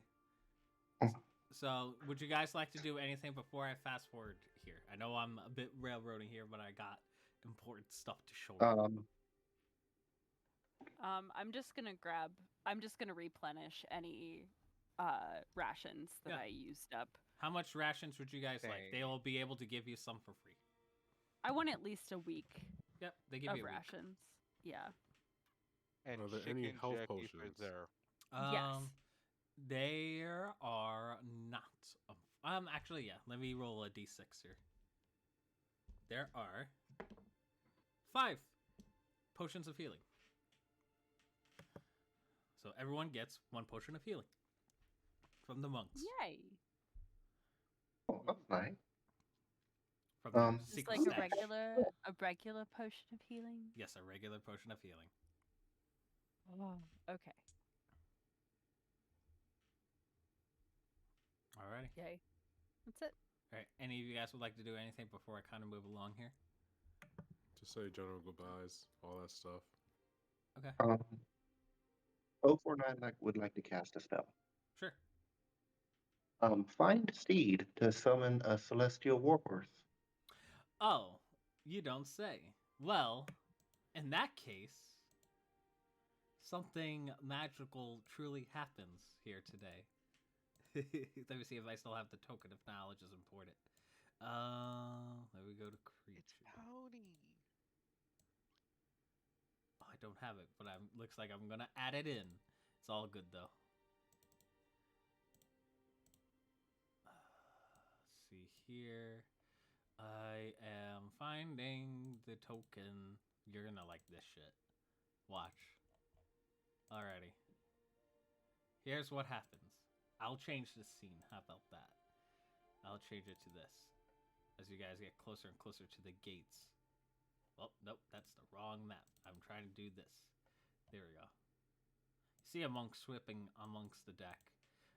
You guys say your fellow goodbyes. The monks give you assistance whichever way possible to aid you on your quest to find this obelisk. And as you guys are about to approach the city, as you guys are about to leave the monastery, you see Doctor begin to cast a spell, and as it does, you guys hear the sound of hooves puffing. Now, Doctor, you expected like a nice celestial horse like a Pegasus or what have you. However, something else does come up, and upon recognition, you guys do recognize this creature. That being Is it a Highland cow? Is it No. a Highland cow? No. A really fluffy cow? no, it's the unicorn you helped out on your first adventure. Oh my god, the little one. Yep. And it appears, much to your surprise, Doctor. Sup? Sup? He goes, someone called for me, and here I am. Oh, it's you four, and you, Godborn, you have summoned me. And he kind of like nudges his head against you, Doctor, and he says, "These fellows, they have helped my mother. They have helped made her rest, and they are doing great wonders. Since you call for me, I am ready to be at your side." As he looks at you, Doctor. I'll look at him and go, I am grateful for you to assist us on this journey. Please let us be on our way, and we shall converse more as we walk. Alrighty. So you guys, some of you get on the unicorn. We'll say you don't have to remove like a slough or wild shape, but we'll say you'll wild shape into a horse to catch up with the speed of a unicorn with the rest on your Sure. back. But I won't remove it. I'm not that cold. Okay, thank you. But because you guys are on horseback, the time is reduced from half a day to a quarter of the day. So, those are creature tokens. I need maps. So you guys use the map to navigate throughout the forest, and eventually you guys came about. Oh no, did I not prep this? Uh-oh, I made a boo-boo. It's fine, I'll add it. Alrighty. I'll just add a new map. Sorry, everyone. I forgot to do it. But I have it saved, so it's Gucci. Alrighty. So we'll do this. We'll do that. We'll input all this. Boom, boom, boom. Alrighty. As the maps begin to load in Aloe Radio. Alrighty, so let me explain what you guys see. It's a hot day. You guys are riding a unicorn and Kaz and Wild Shape. Let me just make this unicorn bigger. And you guys are all see this. Now you see what you don't see on here is the obelisk beyond what seems like to be this like opening that leads towards downstairs into some underground stuff. But you do see the obelisk radiating in demonic power, the very tip top of it. It seems like the cultists have been building it rather underneath the forest rather than above it, because obviously if you work above it, it's going to change all the time. So somehow they are able to manage. Everyone make a history check for me, please. Mm.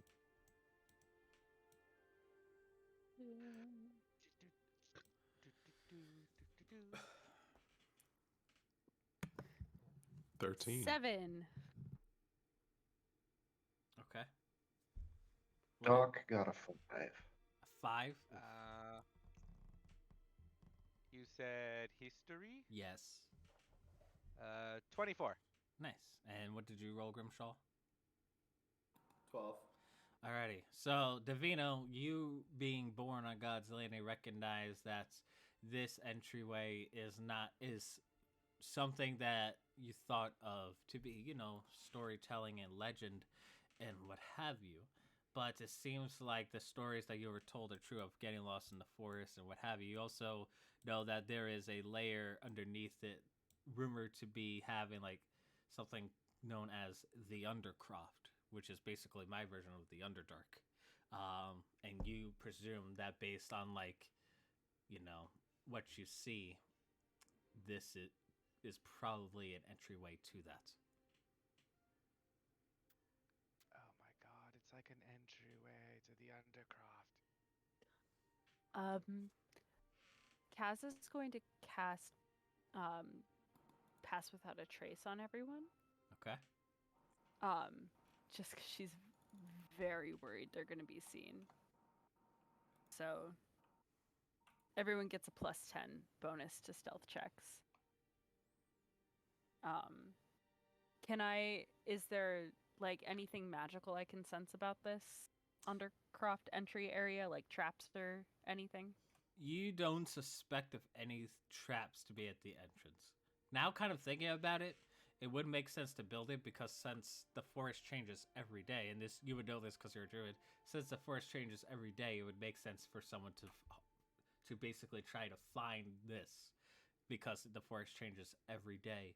And, you know, it leads to the Undercroft, which is very scary and very bad for most people. Okay. Well, should we go inside and just have a little peeky peek?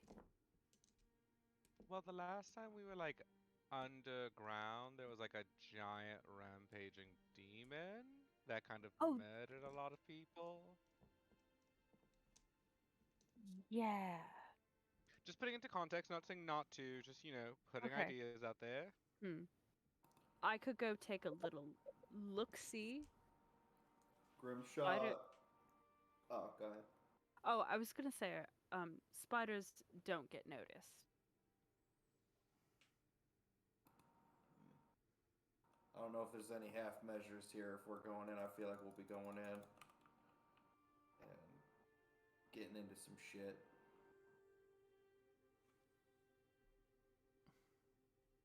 Okay. Well, looking at the map, how long of a journey back to the city would it be?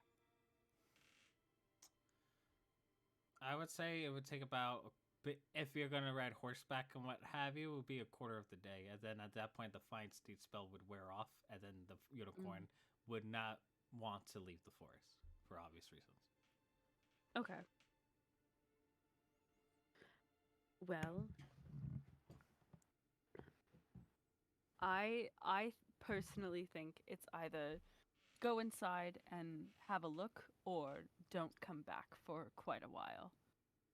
Zera's gonna stealth inside with that pass without trace. Okay, All make right. a stealth check, Zer. You do have to hang on. Is it like a you do have to stay within 30 feet of me for pass without a trace. It'll Do be I notice 22 him? until Do I'm I out of notice? range. Okay.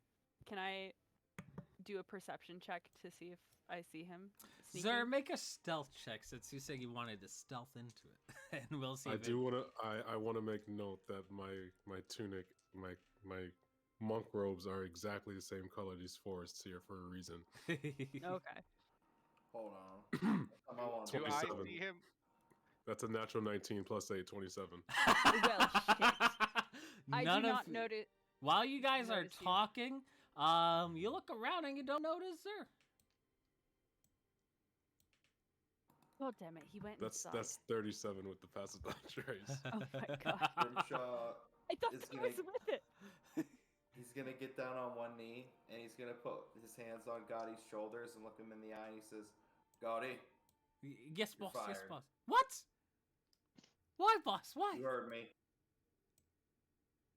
But boss, I want to help you out, boss.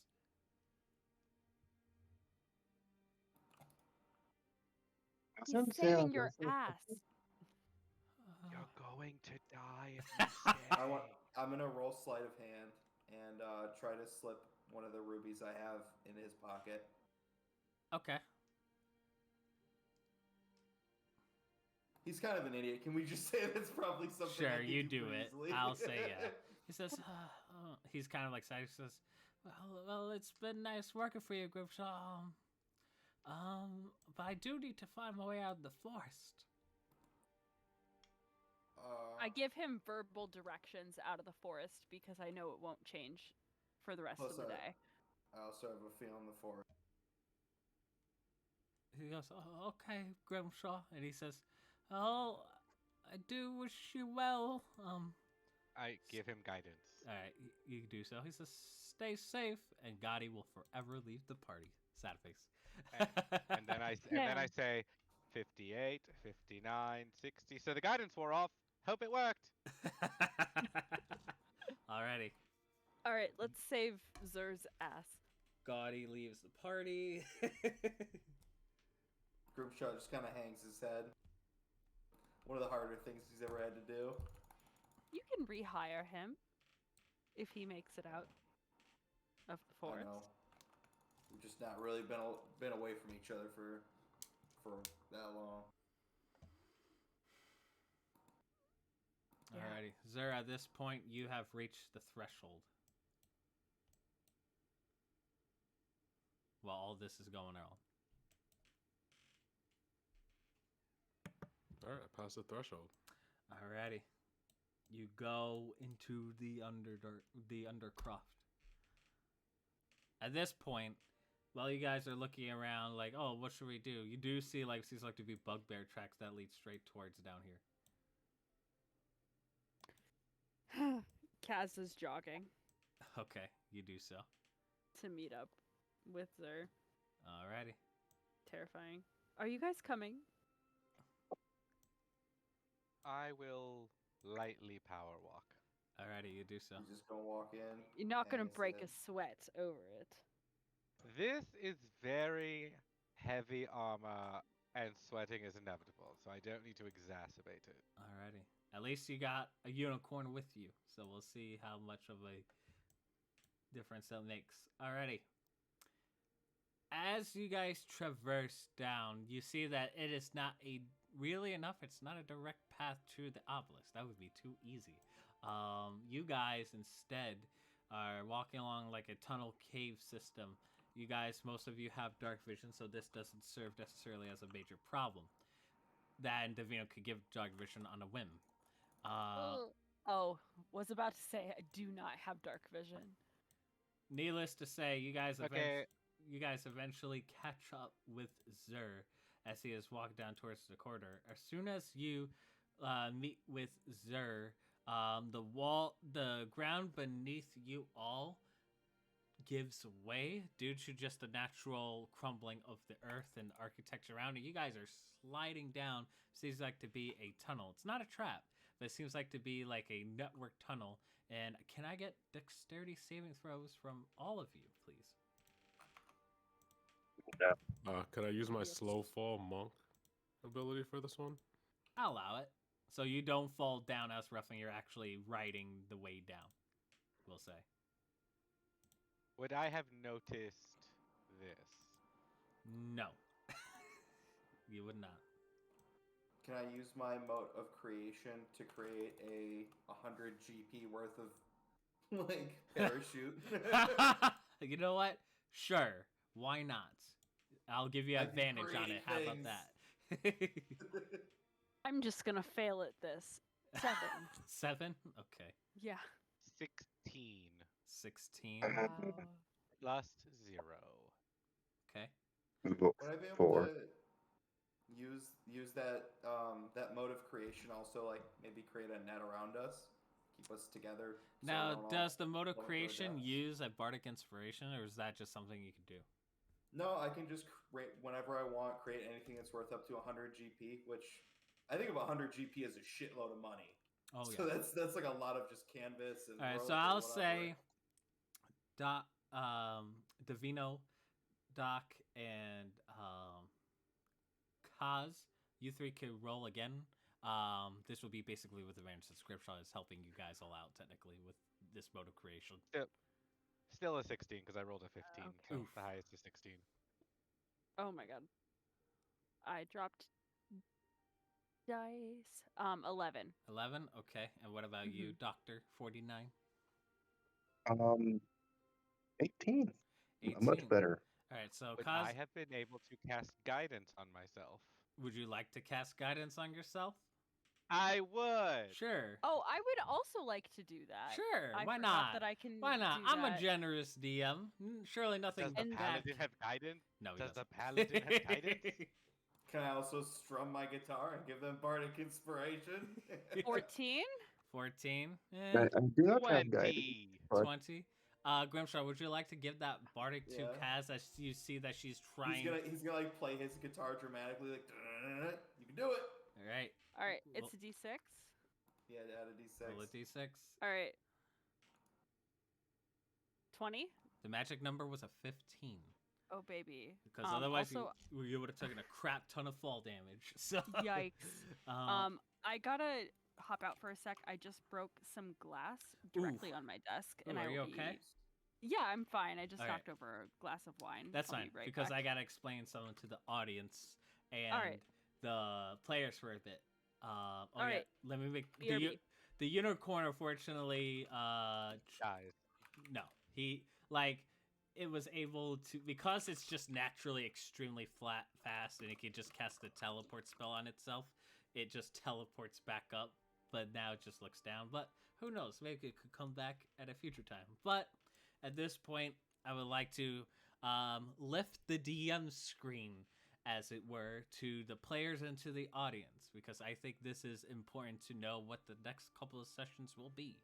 And in doing so, I shall show you guys the map. As you guys are approaching basically the latter half of your own individual adventure, I think it's fair to give you my side of the screen just to know what's going on. So here is the map of the Undercroft. This is just for view. Your characters do not know this. So for the next couple of sections, it will be in the Undercroft, leading eventually towards the obelisk. Shocker, I know, but I guess that's how story goes.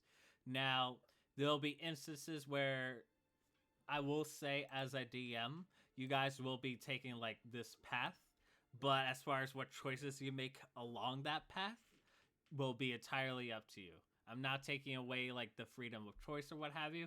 As far as just general direction of how the next couple of sessions will be, it'll basically go in like this.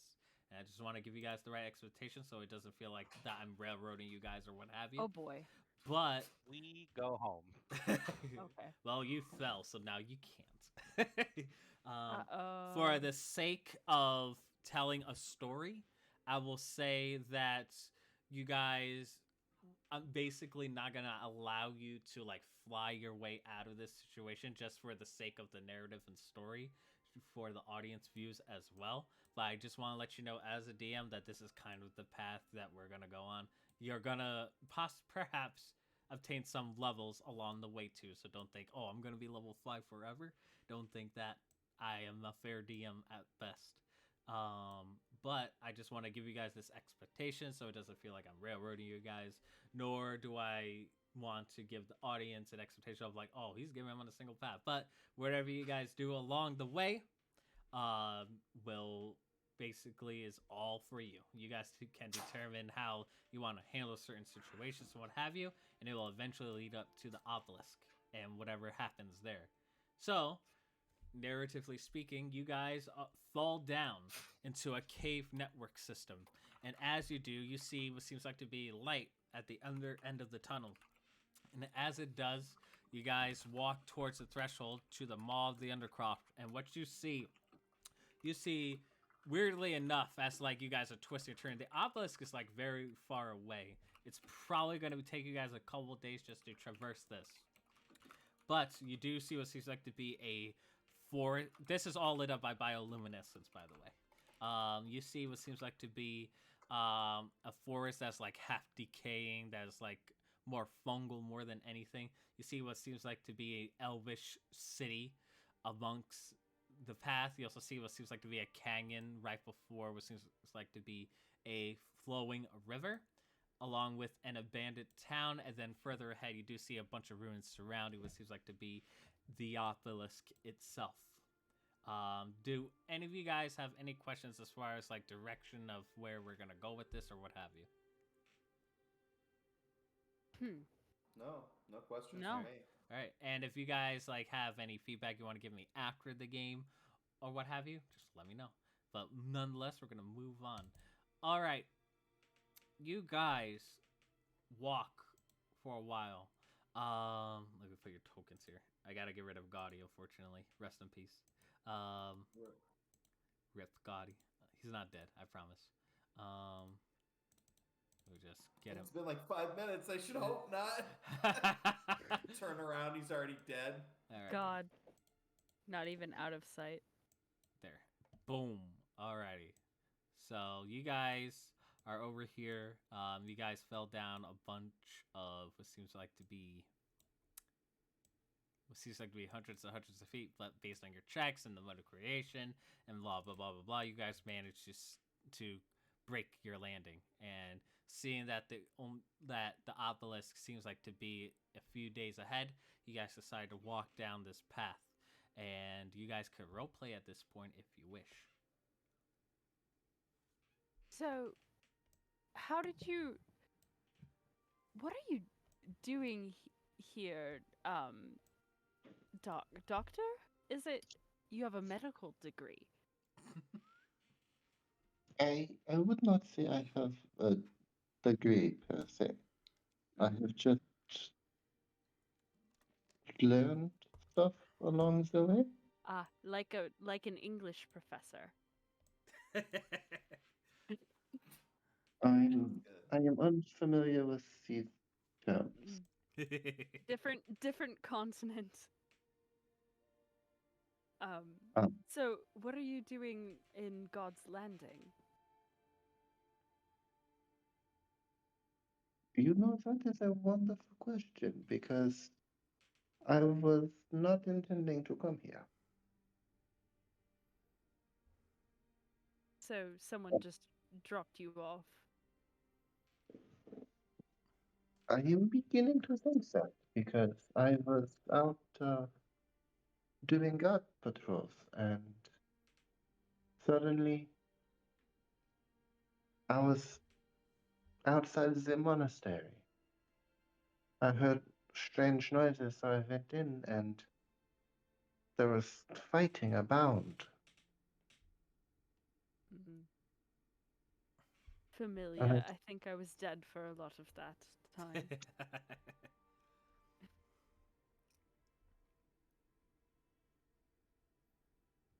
Okay. All right. So, damn.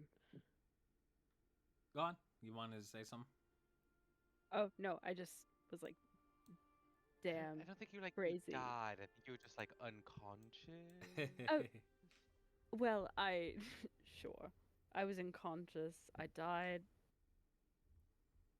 Potato, tomato, tomato. Well, it's like if you were dead, it'd be like really expensive to bring you back. So like, I'm only worth money. I see. Anyway. no, I'm just saying that like I don't think we have Zara's the gonna resources. back away from this one. Yep. Anyway. So let's think positive that no one died because we don't have the ability to fix that right now. Deep breathing exercises. All right. Positive thinking. Well, Doctor, either way, however you came here, I'm glad you're here. And I hope you eventually find your way back home. Wherever home is. If it is my journey to find my way back home, then that would be nice. But as my mother has said, we all have to make a journey of our own and find our places wherever they may be. All right. You guys can move your tokens around about, and I'll let you know when to stop. Such as the scariness of the Underdark. All right, Kaz, stop. I don't know where I need to stop. I'm All right, just let like go of your token looking for at a sec. everything. Okay. You come No. over here, and then Okay. the party can follow suit. You guys come over here, and you just see what seems like to be a trail of blood that leads to like this way on towards this rock. And surprisingly, on this rock, you see someone that at this first you were shocked and surprised, but Body. nope. No. You guys then see something strange. You suspect, like, this individual. You saw him the day before during the encounter. However, he is very much looking dead, as you see Sargass just basically sitting down on the rock, dead. onto the Oh, ground. thank God, you fucker! However, you see Sorry. that both of his hands are cut. You see like there's a hole deep in the middle of this chest, and you see nothing but a symbol of a hand holding what seems like to be a skull with glowing green eyes around its neck. But you see the wizard dead, covered in scorch marks and what have you, with hands chopped off. Do I recognize I'm- the symbol? Make Sorry. a religion check. Wee. I'm going to give Vigilant Blessing to our new friend. So you have advantage on your next initiative roll. Could I assist on the religion roll? Sure. Sure. What do you So do, does Grimshaw? that give? He's just kind of sitting back. Alrighty. He's deep in thought. Fair enough. Does the assist give me advantage? Yes. Sick. Okay. 8. 8. I will say based on it is definitely a cultish. However, this symbol looks more like a holy symbol to some other god rather than a symbol to a cult, it seems. Okay. I'll draw it. Why not? You draw it. Might as well. Can I check out the symbol? Yeah. Sure, make a religion check. I'll help because I just did something. And guidance. Well, that's a natural 20 on the first one. Okay, so you definitely Wow. recognize this as a symbol for you thought 28. Okay, you rolled a 20. All right, no need to flex. But 28. you recognize the symbol as being an unholy symbol of what seems like to be a forgotten god. And as you look closer at the symbol, you see that this body starts to reanimate itself.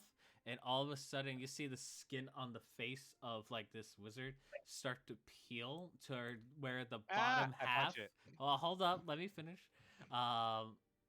You see like the lower jaw skin just like melts away, and then all of a sudden the holy symbol like is on, and you just see glowing green eyes from what seems like to be this corpse, and you start to punch it immediately, and immediately your hand just hurts because you just punched a skull head.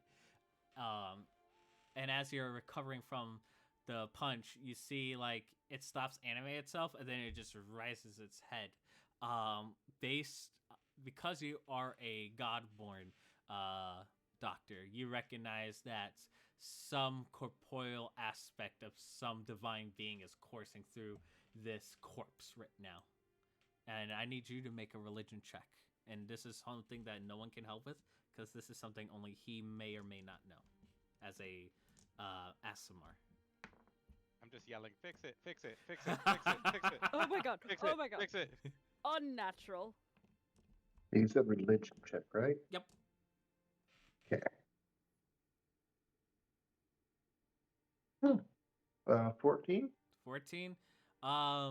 You know, it's right at the back of your head, but you aren't quite sure. You recognize like these patterns and the symbol of being for something, but aren't too sure. And this dead corpse begins to speak.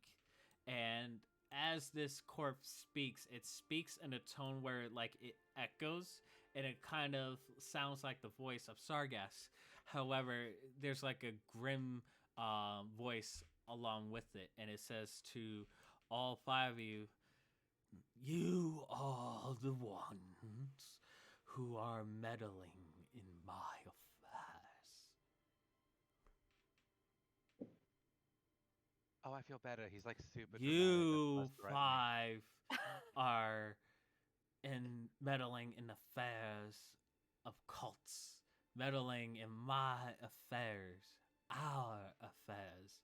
You are meddling with divine affairs. You 5 are meddling with the affairs of the Hand of Doom. And we will just conclude this session here tonight. Damn. So I'd like to welcome Rasta for coming to showing as the 5th member. And I can't wait to see what you guys do with this latter half. You're towards the end game of your own story on your own continent, and we'll see what happens afterwards. But thank you everyone for tuning in, Till then, we'll see you next time. See you later. Till next time. Bye. Bye.